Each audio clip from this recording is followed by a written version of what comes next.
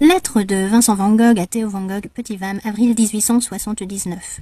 Cher Théo, il est content que je t'envoie de mes nouvelles. J'ai entendu dire par la famille que tu étais à Eton depuis quelques jours en voyage d'affaires. J'espère vivement que ton voyage a été agréable. J'imagine que tu iras dans les dunes un de ces jours, peut-être même à Scheveningen. Ici aussi, le printemps est charmant. Il y a des endroits où l'on se croirait presque dans les dunes à cause des collines. J'ai récemment fait une expédition intéressante, durant laquelle j'ai passé 6 heures dans une mine. C'était à Marcasse, l'une des mines les plus anciennes et les plus dangereuses des environs.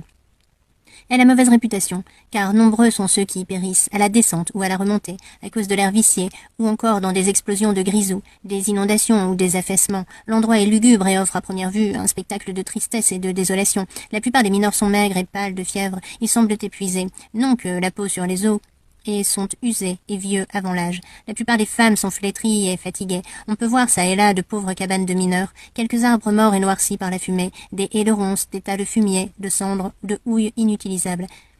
Mans s'en ferait un tableau magnifique. J'essaierai d'en faire un petit croquis pour te donner une idée de l'endroit. Mon guide, qui a travaillé à la mine pendant 35 ans, était aimable et patient. Ses explications étaient précises et claires. Nous descendîmes ainsi ensemble à 700 mètres sous terre pour explorer chaque recoin de cet enfer. Les maintenages, ou gredins, cellules où travaillent les mineurs, situés le plus loin de la sortie, sont appelés des caches. Cette mine-là a 5 niveaux, mais les 3 supérieurs ont été épuisés et abandonnés. Ils ne sont plus exploités parce qu'il n'y a plus de houille. Les maintenages feraient un sujet tout à fait nouveau et inouï, ou plutôt jamais vu pour un tableau. Imagine-toi des cellules alignées le long d'un couloir étroit et bas et étayées de poutres de bois brut. Dans chacune de ces cellules, un mineur vêtu d'un grossier habit de lin et aussi sale et noir qu'un ramoneur s'affaire à piquer la houille à la faible lueur d'une petite lampe. Certaines cellules sont assez hautes pour qu'on s'y tienne debout, d'autres si exiguës que les mineurs sont contraints de travailler couchés par terre. La disposition rappelle vaguement les alvéoles d'une ruche ou le sombre couloir de quelques prisons souterraines. On imagine une rangée de petits métiers à tisser, ou plutôt de ces fours de paysans, ou encore les cloisons d'une crypte. Quant aux tunnels, ils ne sont pas sans évoquer les grosses cheminées des fermes brabançonnes. L'eau s'infiltre dans certaines cellules et les lampes des mineurs créent un effet surprenant, se réfléchissant comme dans une grotte à stalactiques.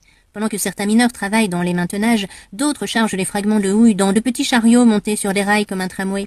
Ce travail est généralement confié à des enfants, garçons et filles. On trouve même à 700 mètres de profondeur une écurie et 6 ou 7 vieux chevaux. Ceux-ci acheminent les chariots jusqu'à l'accrochage pour qu'ils soient hissés à la surface. D'autres mineurs réparent les galeries les plus vétustes pour les empêcher de s'affaisser ou encore on creuse de nouvelles dans la veine de houille.